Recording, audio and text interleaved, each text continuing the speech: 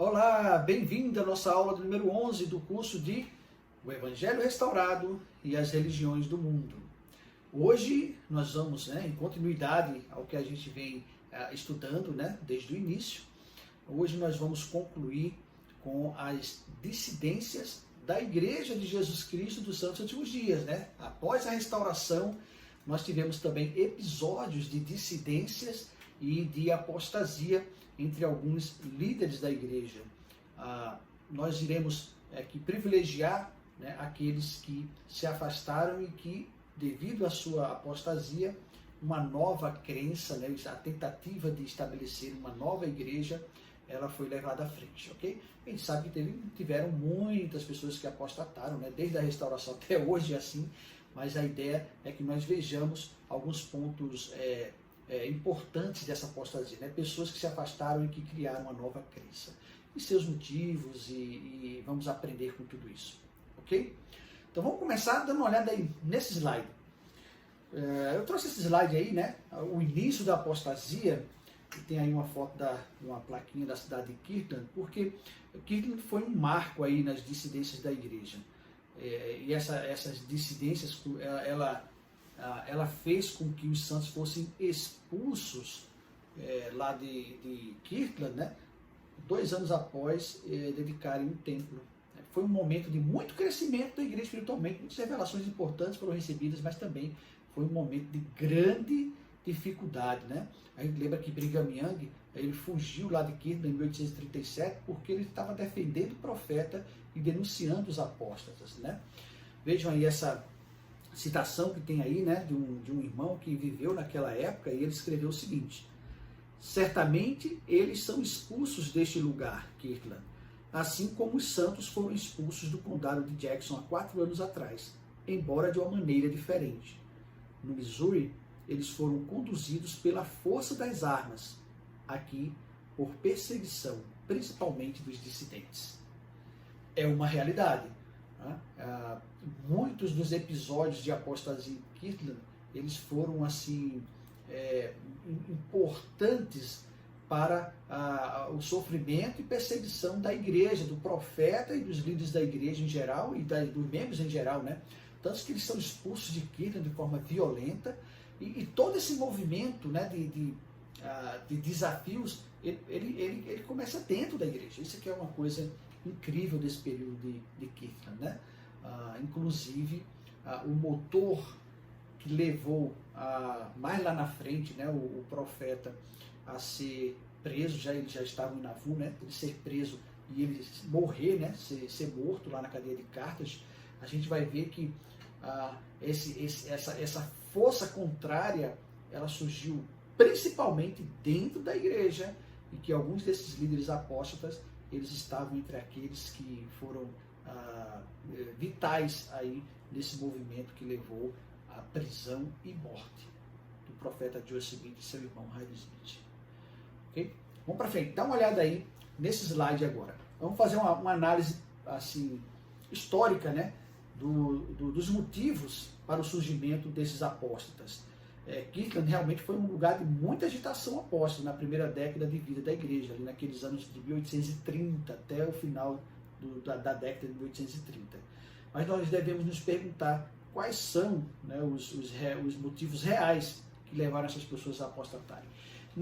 Neste slide aí, a gente vê 3 eventos históricos que algumas pessoas elas levantam como fatos que levaram à apostasia daqueles líderes. Mas vamos ver se foi isso mesmo. O primeiro fato que as pessoas levantam foi aquele malogro, do acampamento de Sião. Malogro para os homens, Os homens queriam ir lá e lutar, vocês lembram, o acampamento de Sião, para resgatar os santos do Missouri, e quando chega lá, o Senhor disse que eles não iriam lutar e deveriam voltar. Aquela marcha muito grande, cansativa, uma marcha difícil, alguns morreram, e aí disseram assim: por que eles não veem lutar?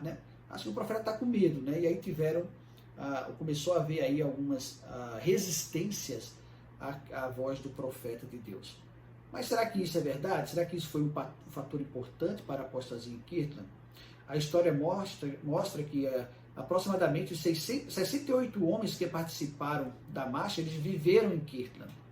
Desses 68, 14 deixaram a igreja e 5 deles retornaram depois. Então, quem realmente se afastou da igreja aí foram 9 e nunca voltaram, né? Será que esse é um número expressivo? Isso seria algo que é o fator mais importante para esse movimento apóstata? Eu não creio nisso. O segundo evento aí foi o Kirtland Safety Society, foi aquele banco, né, que foi criado em Kirtland, o profeta estava na liderança, ele e outros da liderança criaram esse banco que tinha o objetivo de ajudar os santos, né, a se estabelecerem e a progredirem. E esse banco ele vem à falência, a gente sabe disso na história lá, né? E aí dizem, isso aí foi primordial para que os apóstatas surgissem, ficassem contra o profeta, tudo foi por causa disso. Será? A história mostra que apenas 8% dos acionistas conhecidos se juntaram aos apóstolos. 8%. Tá? Isso é fato histórico, tá? Pesquisa. E desses 8%, 45%, ou seja, quase a metade, retornaram à igreja. Então, de fato, isso aí talvez não seja um fator tão, para dizer assim, foi isso, foi a causa. Não foi, né? O outro fato está ali, é a especulação imobiliária. Né? Os santos estavam estabelecendo em Kirtland, a gente vindo de tudo que é lugar, e alguns líderes, eles estavam envolvidos aí com a compra e venda de terras para esses colonos, para essas pessoas que chegavam. Então houve uma especulação imobiliária muito grande, né? Muita procura, e aí alguns, movidos pelo egoísmo, né? Até pela má fé mesmo, eles utilizaram, né, nessa oportunidade de meios para obterem lucros excessivos. Mas olha, 7 dissidentes estavam entre as pessoas que compraram e venderam terras nessa época. Muito delas cobrando valores muito além do mercado, especialmente para os santos últimos dias, tá? Então tá aí, ó, 7, apenas 7 dos dissidentes. A gente sabe que o grupo dissidente foi muito maior que isso, né? Uma coisa interessante é que aqueles mais importantes, alguns deles nós vamos ver aqui, estavam envolvidos nesses 3 eventos aí, tá? Mas é a causa primordial? Bom, eu não creio nisso. Não creio porque a apostasia sempre esteve presente na igreja, desde a época de sempre, de Adão, né? Mas a gente sabe, por exemplo, que a igreja primitiva, ela teve 2 grandes movimentos apóstatas que fez com que ela ruísse, né? A igreja que Cristo deixou com Pedro, Tiago, João, os apóstolos, aquela igreja lá. Com o passar do tempo, ela deixa de existir, e o movimento apóstata era de 2 categorias, né? Tinha a apostasia ou a perseguição que vinha de fora da igreja, mas havia também a perseguição e a apostasia que surgiu dentro da igreja. O Brother James E. Talmage nos mostra isso de forma brilhante no seu livro A Grande Apostasia, que eu indico aí para você ler e estudar, ok? Mas quais foram os motivos? Vamos dar uma olhadinha nesse slide e vamos fazer a primeira atividade. Quero convidar você a ler esse slide, esse próximo slide, e manda para mim uma mensagem identificando quais são os motivos reais que levam alguém a apostatar. Vamos lá? Dá uma olhadinha aí nesse slide. Disse o irmão Milton Beckman Jr., né, um historiador da igreja, e ele diz: essas declarações parecem ser apoiadas quando olhamos para quem apostatou. Todas as 3 testemunhas, 3 das 8 testemunhas e 1/3 das autoridades gerais, incluindo 3 apóstolos, deixaram a igreja em 1837 e 1838, naquele anos, aquela década difícil em Kirtland. Além disso, 2 outros apóstolos criticaram a liderança de Joseph Smith e quase foram cortados da filiação à igreja. Observe agora esta citação de Russell Reed, muito interessante. Ele diz: há muitas razões para tal dissidência ativa, e a maioria das razões ainda se aplicam entre as pessoas que saem da igreja hoje para encontrar outros grupos. Uma obsessão por um ensino em vez de encontrar uma visão equilibrada, discordância com uma posição ao princípio da igreja, especialmente quando a mudança é feita, e desobediência aos líderes do sacerdócio e sua autoridade. Muito bem, obrigado por enviar suas respostas, né? Você encontrou aí esses 3 motivos que são a causa real, né, dos apóstolos, qualquer época, inclusive naquela. Nós vamos agora passar a um estudo sistemático aí daqueles casos que eu falei para você, né, de pessoas que se afastaram da igreja e que fundaram, né, ou foram precursores aí de algum movimento religioso, né, criando uma nova denominação, enfim, ok? Vamos lá, vamos aprender um pouquinho, relembrar um pouquinho da história da igreja, da nossa igreja, né, da nossa época, tá? Vamos começar aí com esse slide, né? A primeira dissidência aqui é desse irmão aí, Wickham Clark. Foi a primeira dissidência, né? Foi logo no início, batizado em Kirtland por volta de 1830, ele deixou a igreja provavelmente em 1831 para organizar a Igreja Pura de Cristo. Seus 6 membros realizaram algumas reuniões, mas a organização logo se desintegrou. Então tá aí. Um fato histórico aí, só para a gente relembrar, né? Foi insignificante, né? Assim, com o movimento, apenas 6 membros, né? Joseph com 6 membros, a igreja chegou ao que é hoje, né? O irmão Wickham Clark aí, com 6 membros, né? Durou pouquinho, né? Então, se desintegrou, claro, não era a igreja de Cristo, não poderia prosperar. Vamos para o segundo fato, dá uma olhada aí. Warren Parrish. Warren Parrish tinha sido um missionário leal e um fiel escriba do profeta, mas quando a Sociedade de Segurança de Kirtland, aquele banco, né, uma instituição bancária, falhou, ele com outros questionou se Joseph Smith ainda poderia ser inspirado por Deus. Olha só, né?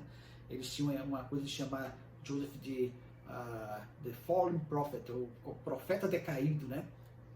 Como é que pode, né? Ele era profeta, por que esse banco caiu, por que esse banco veio à falência, enfim. Mas olha que interessante sobre a história sobre esse camarada aí, ó. Ele já havia se arrependido de uma transgressão grave, mas como caixa do Banco de Kirtland, ele desviou mais de $25 mil de seus fundos. E olha que esse desfalque ele contribuiu, né, para a bancarrota desse banco. E aí, ó, depois de tudo isso, olha que bonitinho, que engraçadinho esse camarada, ele começou a descobrir que havia grande iniquidade na igreja, ó. A iniquidade começava com ele, né? Ele liderou um grupo de cerca de 30 homens, todos ex-élderes, na fundação da Igreja de Cristo. Eles ficaram para trás quando a maioria dos membros se mudou para o Missouri e logo se desintegrou, né? Então esse grupo aí da Igreja de Cristo, de Warren Parrish, não durou também, né? Não poderia durar, né? Bom, esse foi o primeiro grande levante aí, né? De alguém que tinha uma posição importante ali na liderança. Vamos para o próximo? Dá uma olhada aí. O próximo agora é de William Law, esse é mais conhecido, né? William Law, que criou o que ele chamou de a verdadeira Igreja de Jesus Cristo dos Santos Últimos Dias. Bom, já em dezembro de 1843, o profeta Joseph já havia afirmado na reunião do conselho, né? Ele disse, temos um Judas entre nós. Tanto William Law, que era seu segundo conselheiro, né? Foi segundo conselheiro na primeira presidência, quanto William Marks. Marca esse nome aí, tá? William Marks, ele era o presidente da Estaca de Nauvoo, um apóstata importante nesse movimento de apostasia, né? Nesse movimento ele vai ser marcante, inclusive lá quando os santos saem de Nauvoo. Vocês vão lembrar disso mais lá na frente, tá? Então eles ficam ofendidos, né? Claro, o profeta já estava pelo Espírito mostrando aí, trazendo à tona que havia iniquidade entre esses irmãos. Bom, na primavera, William Law estava realizando reuniões secretas com outros sobre como matar o profeta. Reuniões foram relatadas a Joseph Smith por 2 rapazes que participaram dessas, 2 jovenzinhos, participaram dessas reuniões, foram lá e disseram para o profeta, né? No mês seguinte, o grupo nomeou William Law para suceder Joseph Smith como o profeta caído, olha só. Eles procuraram por novos membros em Nauvoo, mas o grupo se desintegrou logo após a morte de Joseph Smith, né? Então, esse grupo se desintegra. Bom, desintegra o grupo, né? Essa nova denominação aí, mas esses irmãos, eles continuam se juntando. Sabe que luz se apega à luz, mas trevas se apega a trevas também, né? Então, essa turma aí estava sempre ali para lá e para cá, né? Não deu certo, se juntava com outros apóstolos, a gente vai ver que eram farinhas do mesmo saco, né? Vamos ao próximo. Esse é bem conhecido, né? Sidney Rigdon. Ele criou aí a Igreja de Jesus Cristo dos Filhos de Sião. Bom, vamos dar uma olhadinha no que é isso aí. Vocês lembram que Sidney Rigdon, quando o profeta foi morto, lá em Nauvoo, né, ele já havia abandonado o seu chamado como conselheiro do profeta. Quando os líderes começam a ser presos, né, ele vai para Pittsburgh, que era sua cidade natal, né, sua terra natal, e lá ele simplesmente abandona o seu chamado. E aí quando Joseph e Hiram são mortos na cadeia de Liberty, ele então volta para Nauvoo correndo, né, vendo ali, opa, minha oportunidade. Chego lá dizendo assim, olha, eu, como conselheiro do profeta, eu devo ser aí o guardião da igreja. Né? Ele estava completamente afastado já da verdade, né? Brigham Young como presidente do Quórum dos 12, e os 12 sabiam, já haviam recebido toda a instrução de Joseph de como aconteceria a sucessão, né? Que quando a primeira presidência, o profeta morre, a primeira presidência é dissolvida, e o Quórum dos 12 apóstolos se torna o quórum dirigente da igreja, por direito, porque eles têm as chaves. E é deste quórum que vai então ser ordenado o profeta e presidente da igreja. Por isso que Brigham Young e o Quórum dos 12, eles dirigem a igreja por alguns anos, até que a primeira presidência é novamente reorganizada com Brigham Young como presidente. Bom, você lembra toda essa história. Então, quando Joseph morreu, Sidney Rigdon, ele volta. Dá uma olhadinha no slide aí de novo. Ó. Ele diz aí, ó, após o martírio do profeta, Sidney Rigdon, o único membro sobrevivente da primeira presidência, e William Marks, olha ele aí de novo, presidente da estaca de Nauvoo, convocaram uma reunião dos membros para 8 de agosto para escolher o guardião da igreja.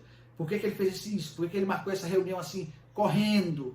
Porque os 12 apóstolos estavam todos fora de Nauvoo, né, pregando o evangelho. Só estava em Nauvoo, na verdade só estava em Nauvoo, não, estava preso lá com o profeta John Taylor e William Richards, né? John Taylor é baleado, e aí eles chegam uns dias depois ali em Nauvoo, né? Trazem John Taylor machucado, ainda baleado, e aí eles chamam dos 12 apóstolos para voltarem correndo para Nauvoo. Então Sidney Rigdon queria fazer essa reunião antes que os 12 se reunissem, né? Olha que bichinho sabia, espertinho, né? Mas aí Brigham Young, ele consegue, junto com os outros, ele consegue adiar essa reunião para mais para frente, para dar tempo de todos os apóstolos chegarem para esta reunião.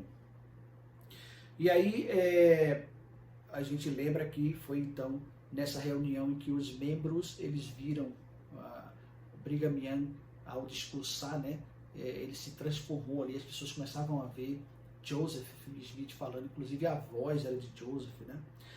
E aí Sidney Rigdon então é rejeitado, né? Ele e aqueles que o apoiavam, ele é rejeitado como sucessor do profeta, tá? E aí ele foi excomungado em setembro de 1844. Ele já o que ele já pregava aí, ó, que os homens deveriam, ele queria ter poderes, né, maiores do que os que Joseph Smith tinha, e ele queria que os homens fossem ordenados a profetas, sacerdotes e reis, né? Veja que essa doutrina ele leva para o seu movimento. Os Rigdonitas, como movimento, permaneceu através de seu seguidor, William Bickerton, e eles existem até hoje, né? Então ele vai para Pittsburgh, ele forma esse movimento, as pessoas seguem ele, né? Eles eram chamados de Rigdonitas. Também ele deu esse nome aí de a Igreja de Jesus Cristo dos Filhos de Sião. Esse movimento, depois que ele morre, na figura desse camarada aí, Bickerton, né? Eles ficaram conhecidos como os Bickertonitas, né? Ele mantém essa pregação, essa doutrina, essa organização, muda o nome dela para a Igreja de Jesus Cristo, tá? Isso que vocês veem aí no slide, e do lado direito, é a logomarca desta igreja que existe até hoje, ok? Muito bem, acabou o movimento aí de Sidney Rigdon. Vamos então para o próximo, dá uma olhada. James Strang, né? Criou a Igreja de Jesus Cristo dos Santos dos Últimos Dias, né? Era como ele chamava aquela sua igreja no movimento, mas também conhecidos como os Estrangitas ou Mormons do Sétimo Dia. Por que Mormons do Sétimo Dia? Porque eles não guardam o domingo, mas o sábado, o sétimo dia, né? Vamos lá, vamos ver a história dele, né? Foi batizado em Nauvoo em 24 de fevereiro de 44, lá na fonte do templo inacabado. Ele alegou que em 9 de junho de 44 ele recebeu uma carta de Joseph Smith datada de 18 de junho de 44, 9 dias antes do martírio, que nomeou ele como profeta e presidente da igreja. E Voorhees, que é uma cidade lá do Wisconsin, como o local de encontro dos santos. Olha, o cara foi batizado em 24 de fevereiro de 1844. Ele disse que alguns meses depois o profeta escreveu para ele, né, dizendo que ele é que deveria suceder o profeta. Vê que coisa mais louca, né? A carta foi analisada, a carta foi escrita à mão. Essa carta fugiu do estilo de Joseph escrever. Ele é excomungado da igreja. E ele então vê, olha que o cara é cara de pau mesmo, né? Olha que plágio, né? Ele diz que ele traduziu um registro antigo que ele desenterrou ao pé de um carvalho, anunciou que recebeu a visita de um anjo que o ungiu, e ele publicou um periódico com o objetivo de persuadir os santos a abandonar a Brighamiana. Ele então envia alguns missionários que convertem algumas pessoas, tá? Inclusive alguns ex-funcionários da igreja, entre eles John C. Bennett, que vocês lembram que fazia parte da milícia de Nauvoo, tentou matar o profeta, já era uma alma ruim, né, há muito tempo, e outros, tá? Ele também excomungou da sua nova igreja os 12 apóstolos, mudou a organização da igreja para a ilha Beaver, lá no Lago Michigan, e foi nesse lugar que ele foi coroado rei, em 1850. A gente vai ver um pouquinho como é que foi essa coroação mais na frente com a história de outro apóstolo, tá? E aí algumas das crenças deles, né? Eles acreditam na Bíblia, livro de Mormon, doutrina comumente publicada, aquela publicação antes da morte de Joseph, né? E num livro chamado Revelações de James Strange. Eles acreditam que Jesus ele é filho natural de José e Maria, não é filho de Deus, né? E não há progressão para a pessoa se tornar Deus, e outras coisas aí que vocês estão vendo aí, tá? Inclusive, guardam o sábado e não o domingo. Figuraça, né? Figuraça. Então, tá aí, mais um, e outros se juntam a ele, a gente vai ver que isso aqui lá na frente, ó, eles vão se juntando, ó, pula danado. Então, olha desse outro aí, também conhecido, William McLellin. Esse aí é campeão de fazer parte de igreja apóstata, né? Passou por todas elas. Ele foi um dos 12 apóstolos originais, foi excomungado em 1838 e tornou-se um perseguidor ativo dos santos últimos dias. Ele estava envolvido na criação, ele era aquele cara que articulava, que criava. Ó. Aquela igreja de Paris que a gente viu agora, ele teve por trás da criação dela, por trás da criação da igreja de Sidney Rigdon, por trás da criação da igreja de William Law e dessa última que a gente viu de Jesse Strange. Então ele passou por todas elas, ele estava sempre ali se juntando e organizando, né, junto com eles. Ele começou, em 1847, a escrever, a publicar alguns artigos em Kirtland, e os seus seguidores, aí, de 42 pessoas, né, pessoas que seguiram ele. Sentindo que a igreja havia se desviado, ele organizou a Igreja de Cristo, como eu já disse, né, junto com os outros, né, e ele convenceu David Whitman a se juntar a ele, né? Deixa eu ver aqui mais. Esse grupo ele gradualmente se dissolveu. David batizou algumas pessoas, já viu a pregar, enfim, o grupo esses grupos, né, todos eles foram se desfazendo, e William McLellin, ele no final de tudo, ele morre sem estar afiliado a nenhuma igreja. Tá? Morreu ali em completa solidão, né? Estava ali relegado ao ocaso, né? Muito bem, vamos para o próximo. William Smith. Bom, William Smith era irmão do profeta, né? Aí a gente já vai começar a entrar em... Veja, ele se une aí a esses grupos logo após a morte do profeta. Ele foi também, assim, teve um papel importante aí no surgimento de uma das mais conhecidas, que é a Igreja Reorganizada, né? E, inclusive, cooptando aí seu sobrinho, filho do profeta, para liderar essa igreja, né? Então, olha lá, ele era o último irmão sobrevivente do profeta, teve uma carreira aí difícil, né? Já com o profeta vivo. Você lembra, ele foi aquele que deu burro no próprio irmão. Ele foi ordenado apóstolo, né? Foi aquele primeiro quórum dos 12. Foi suspenso 2 ou 3 vezes por causa do seu comportamento, né? Que era difícil.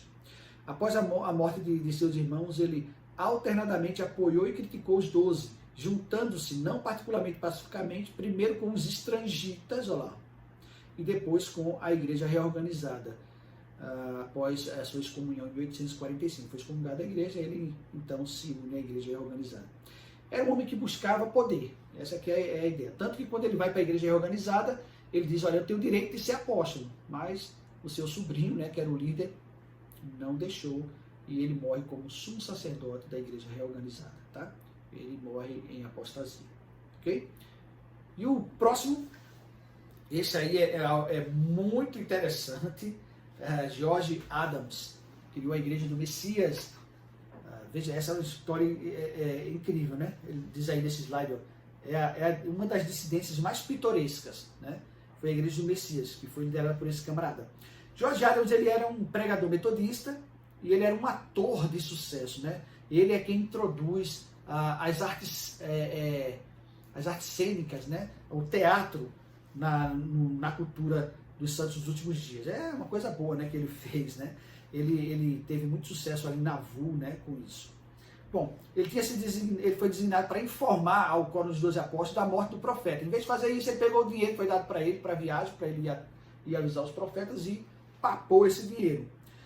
Bom, ele então foi excomungado em 1845, se junta à igreja de Strang, ó, e aí ele vai lá para aquela ilha Beaver, lembra? E lá ele coroa Strang como rei. Ele usa seus trajes e adereços teatrais, né, fazendo uma cena, né? Bom, em 1856 ele é excomungado da igreja de Strange. O cara foi excomungado 2 vezes por adultério. E aí há menções a respeito dele depois, como um pregador em Vermont. Ele estabeleceu a chamada Igreja do Messias em 1861 no Maine, e essa igreja é muito interessante que ele foi muito amigo de Orson Hyde, né, que foi o apóstolo que dedicou a Palestina para o retorno dos judeus, e então ele tinha essa ideia, né, de que os judeus precisavam receber a mensagem do evangelho. Então ele compra uma terra lá em Israel, lá na Palestina. Ele compra um pedaço de terra lá e ele diz que todos os seus seguidores deveriam ir para lá. A igreja do Messias devia ser estabelecida lá. Muitos vão e essa colônia não dá certo, se dissolve, e ele então depois de muitos anos retorna para os Estados Unidos, é onde ele morre. Ok? Também lá em esquecimento, né? Essa é a história desse camarada. Muito bem, vamos para o próximo, e essa mais importante, que é mais conhecida, a Igreja Reorganizada de Jesus Cristo dos Santos dos Últimos Dias, né? O líder foi Joseph Smith III, a gente vai ver no próximo slide a foto dele, e vocês veem aí a foto de 3 camaradas, Briggs, Gurley e Marks. Esse Marks aí é aquele presidente da estaca de Nauvoo, não esquece, tá? Vamos ver a história, como é que surgiu a Igreja Reorganizada, né? Tá aí, a mais estável é a maior das rupturas pós-martírio, é a Igreja Reorganizada de Jesus Cristo dos Santos dos Últimos Dias. Possivelmente porque não dependia do carisma e das reivindicações de um homem, mas sim o trabalho de um número de homens. Provavelmente os 3 homens mais instrumentais para o surgimento dessa igreja foram esses 3 aí, ó. Jason Briggs, Zenas Gurley e William Marks, tá? Todos esses 3, eles ficaram para trás quando a igreja deixou Nauvoo e seguiu sob a liderança de Brigham Young, né? A igreja foi para o oeste, né? E eles então, por algum tempo, esses 3 camaradas aí se unem a Strange, né? Que foi aquele movimento forte que surgiu ali naquela ocasião. E eles só por um tempo. Mas aí o que acontece? Esse Zenas Gurley, ele abandona o estrangismo e ele então diz que recebeu uma revelação de que Joseph Smith III, filho do profeta, que na época era um garotinho bem novo, né? Ele recebeu uma revelação de que ele, Joseph Smith III, ele era o herdeiro legítimo do profeta, era ele que deveria liderar a igreja. Alguns meses depois, chega esse Jason Briggs, dizendo que recebeu uma revelação de que o Senhor, no devido tempo, chamaria a semente de Joseph Smith, para tomar o seu lugar. A semente de Joseph Smith era a sua descendência, o seu filho, né? Uma revelação de que o descendente que tomaria o lugar dele, né, iria chegar. Eles então organizam, eles preparam uma congregação, montam ali parcialmente o Quórum dos 12, prepara tudo, né, para esperar o presidente, né? Entra aí então o papel de William Marks, aquele que foi o presidente da Estaca de Nauvoo, apóstata. Ele convence Joseph Smith III a aceitar o chamado como sucessor de Joseph Smith. E aí em 1860 isso acontece, né? E eles já tinham ali 300 membros. Bom, essa é uma igreja, uma denominação que ela permanece, né? Ela permanece no tempo. Ela cresceu ali, ela tem igrejas hoje em vários países no mundo, inclusive no Brasil. Dá uma olhadinha nesse slide agora. Essa igreja, ela hoje mudou de nome, ela não se chama mais a Igreja Reorganizada de Jesus Cristo dos Santos Últimos Dias. Ela se chama Comunidade de Cristo, ok? Essa Comunidade de Cristo, ela conta hoje com mais de 250 mil membros, tá aí. Ela é dirigida por uma primeira presidência, né, consiste de um profeta-presidente e 2 conselheiros. O ministério da igreja é supervisionado pelo Conselho dos 12 Apóstolos, que eles têm. A cada 2 anos eles se reúnem para uma conferência, né, e durante as últimas décadas a igreja tem mudado a sua missão, dedicando-se a promover a tolerância e redefinindo-se como uma igreja de paz e justiça. Paz e justiça é o slogan deles agora, né? Sim, essa foto que vocês estão vendo aí é de Joseph Smith III, né, quando ele se tornou o líder dessa igreja. Essa igreja hoje tem assim doutrinas bem liberais, né, como a gente já vê aí, ó. Algumas dessas alterações importantes que eles fizeram incluem a ordenação de mulheres ao sacerdócio, né, isso devido a uma revelação recebida em 1984 pelo presidente deles na época, que era Wallace B. Smith. Esse Wallace B. Smith foi o primeiro presidente que não descendia de Joseph Smith, literalmente de Joseph Smith, né? Até indo de encontro àquilo que eles pregavam no início, né? Que a igreja surgiu porque ela deveria ser liderada por um descendente literal de Joseph, né? Então a coisa foi quebrada aí em 1984. E aí a igreja também mudou de nome, como eu já disse, para a Comunidade de Cristo. Bom, essas mudanças aí não foram muito bem aceitas, né, por muitos se afastaram, né? Eles têm aí 2 templos, esse que vocês estão vendo aí nessa foto é um deles, tá? Mas o templo para eles é uma coisa diferente, não é como na Igreja de Jesus Cristo dos Santos Últimos Dias. O templo para eles é um local público, aberto, as pessoas podem ir para aprender, como se fosse uma capela, ok? Muito bem, gente, passeamos aí na história dessas dissidências, né, que surgiram e que disso decorreu algumas crenças e denominações. Bem, essas são todas? Não, né? Dessas nascem outras e temos grupos extremistas, né? Aqueles que a gente vê às vezes no noticiário, aqueles grupos que vivem a poligamia ali, no estado de Utah tem alguns, né? Contra a lei, de forma escondida, mas eles têm, alguns vivendo em ranchos, enfim. Tudo isso aí são frutos dessas dissidências que aconteceram ao longo do tempo, ok? Mas, enfim, a Igreja de Jesus Cristo dos Santos Últimos Dias, mais uma vez, a gente testifica, é o Reino de Deus na Terra, é a Igreja restaurada do Salvador na Terra para nunca mais sair, né? E nós estamos estabelecidos nesse fundamento de profetas e apóstolos, com a sucessão da forma que o Senhor estabeleceu através das chaves do sacerdócio, como nós já vimos. Para concluir nossa lição, nós vamos ver essa importância aí dos chamados dos profetas e apóstolos. Vamos começar com essa citação, dá uma olhada, do Elder Holland, em que ele diz: assim, o alicerce de apóstolos e profetas da igreja seria para abençoar em todos os momentos, mas especialmente em momentos de adversidade ou perigo, momentos em que poderíamos nos sentir como crianças confusas ou desorientadas, e talvez um pouco temerosas, momentos em que a mão enganosa dos homens ou a malícia do demônio tentaria intranquilizar ou enganar. Contra tais momentos, à medida que ocorrem em nossos dias, a primeira presidência e o Quórum dos 12 são comissionados por Deus e apoiados por vocês como profetas, videntes e reveladores. Sendo que o presidente da igreja é apoiado como o profeta, vidente e revelador, o apóstolo mais antigo, e como tal, o único homem autorizado a utilizar todas as chaves de revelação e administração da igreja. Esta é a nossa crença, crença de que nós somos liderados por profetas e apóstolos vivos que foram comissionados, chamados, designados, ordenados por Deus, diretamente por Jesus Cristo, que eles têm essas chaves hoje na terra. Para concluir, disse o Elder Anderson: a escolha de um profeta é feita pelo próprio Senhor. Não há campanhas, debates, promoção pessoal, dissensões, desconfiança, confusão ou comoção. Eu também confirmo que o poder do céu estava conosco na sala superior do templo ao nos colocarmos ao redor do presidente Nelson em espírito de oração e sentirmos sobre ele a aprovação inegável do Senhor. O papel mais importante do profeta do Senhor é nos ensinar a respeito do Salvador e nos conduzir a ele. Um profeta não se coloca entre vocês e o Salvador.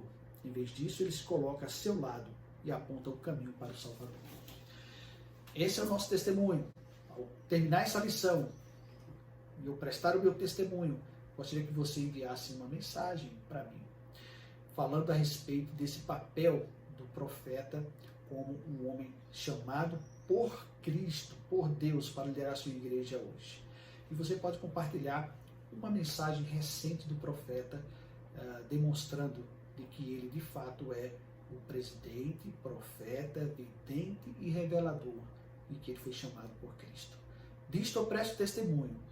No sagrado nome de Jesus Cristo. Amém.